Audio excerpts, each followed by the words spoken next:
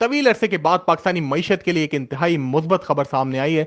IMF और पाकिस्तान के दरमियान finally staff level agreement sign हो गया है और ये $3 अरब का एग्रीमेंट है जो कि स्टैंड बाई अरेंजमेंट के तहत अमल में लाया गया है। और अब जुलाई के वस्त में जब आईएमएफ के बोर्ड का इजलास होगा तो इसकी बाकायदा मंजूरी ली जाएगी।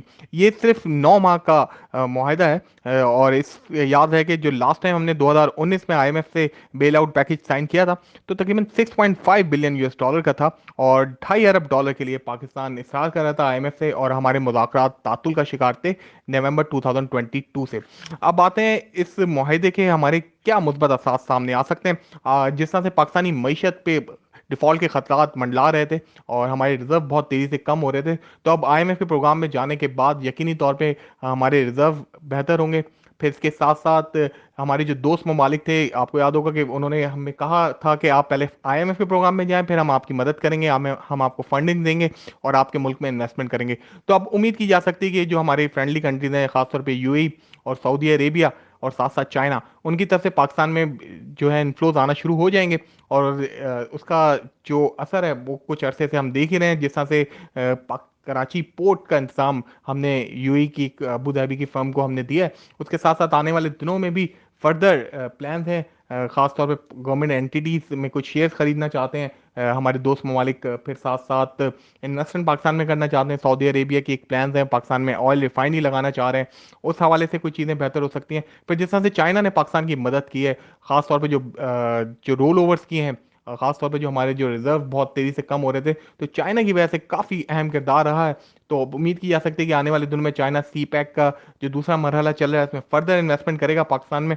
फिर साथ साथ हम देखेंगे कि पाकिस्तान जो यूरो बॉन्ड इंटरनेशनल मार्केट में फ्लोट नहीं कर पाता था, हमारी जो रेटिंग है बहुत ज़्यादा नीचे आ गई थी, उसमें कुछ इंप्रूवमेंट आ सकती है। साथ साथ फिर हम देखेंगे हमारे फॉरेक्स रिजर्व बेहतर होंगे और सबसे बढ़कर ये कि हमारा रुपया जो कि बहुत बुरी तरह से नीचे आ रहा था और पिछले एक साल में हमने देखा कि 100 रुपये से जायद की कमी पाक रुपीज़ में देखने में आई है, अब लग रहा है कि कुछ मुस्तहकम हो सकता है ख़ास तौर पे आने वाले दिनों में। और जिस तरह से काफ़ी ज़्यादा गैमलिंग हो रही है यूएस डॉलर में, और हमें लग रहा है कि आने वाले दिनों में 10 से 15 रुपए तक इसमें फर्दर डिक्लाइन होगा। अच्छी चीज़ ये है कि आप देखेंगे कि 3 तारीख को जब मार्केट्स ओपन होंगी तो स्टेट बैंक तो बंद है, तो उसमें इतनी पैनिक सेलिंग नहीं आएगी, लेकिन आने वाले दिनों में हमें लग रहा है कि ये थोड़ा फर्दर नीचे आ सकता है। दूसरी तरफ स्टॉक मार्केट इसको बहुत पॉजिटिव लेगी। ऑलरेडी हमने देखा कि last week Pakistan stock market ने इसको काफ़ी ज़्यादा पॉजिटिव लिया।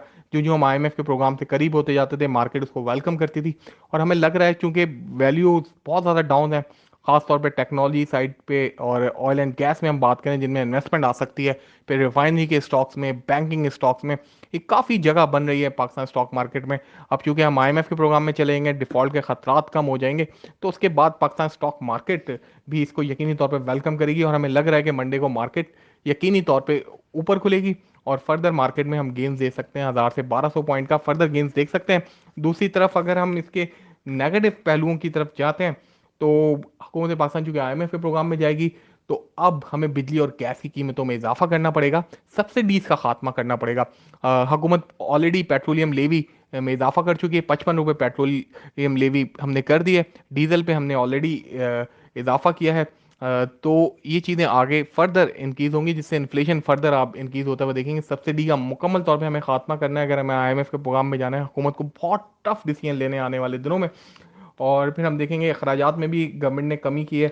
आईएमएफ के मुताबिक जब हमने बजट दोबारा से इसको जो बजट में हमने कुछ चेंजेस लेकर आए थे, तो उसमें तकरीबन 85 अरब रुपए की हमने अपने अखराजात में कमी की। यकीनी तौर पर ये पीएसडीपी की तरफ से हो सकती है। यूरिया के ऊपर टैक्स लगाए, इनकम टैक्स के ऊपर हमने रिवाइव किए, तो इन्फ्लेशन हमें लग रहा है कि आने वाले दिनों में बढ़ सकती है। दूसरी तरफ अगर हम देखते हैं कि आने वाले दिनों में कुछ मौके भी हैं और कुछ खतरात भी हैं। इस हवाले से अगर हम आईएमएफ के प्रोग्राम के खतरात के हवाले से बात करते हैं, तो हुकूमत पाकिस्तान जिस तरह से पहले भी सब्सिडीज़ का खात्मा नहीं किया था, आईएमएफ से हम बातचीत कर कर आते हैं और पाकिस्तान आके मुकर जाते हैं। हमने पिछली गवर्नमेंट ने भी देखा और इस गवर्नमेंट में भी देखा कि जिस तरह से शुरू में सागडार साहब ने बिजली के ऊपर सब्सिडीज़ दे दी थी।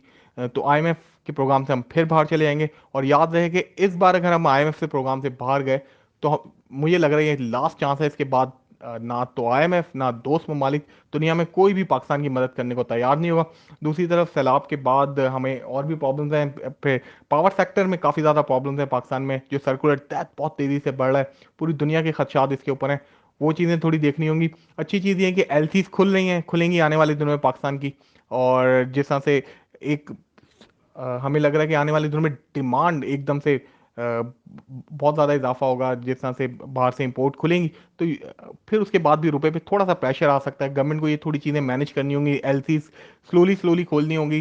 पहले जो एसेंशियल आइटम्स हैं उनको आने की इजाज़त दें, फिर बाद में जो दूसरे आइटम्स हैं उनको आने की इजाज़त दें, ताकि इसको मैनेज करें। और तीसरी चीज़ जो अहम हुकूमत को करने की चीज़ है, हमें लग रहा है कि जो स्मगलिंग हो रही है, जो ये मौका बहुत अच्छा है गवर्नमेंट के पास इस्लाहात लाने का, और ख़ासतौर पे स्मगलिंग रोकने का। स्मगलिंग हो रही है, जो ब्लैक मार्केट में यूएस डॉलर ट्रैवल कर रहा है पाकिस्तान से बाहर बॉर्डर एरियाज में, उनको चेक करने की ज़रूरत है।